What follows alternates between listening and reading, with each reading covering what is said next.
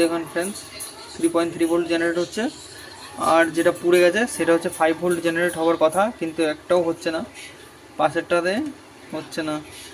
তো মোটামুটি 19 ভোল্ট আর 3 volt generate হচ্ছে। তো এটা এমনভাবে পুড়েছে, এটা আমি পারবো না, সত্যি কথা বলছি। এইটা করতে গেলে খুবই খাটনি হবে, আর না হওয়ার চান্সটা বেশিই আছে বলতে গেলে, কিন্তু একটু ট্রাই করলে মনে হয় হয়ে যাবে।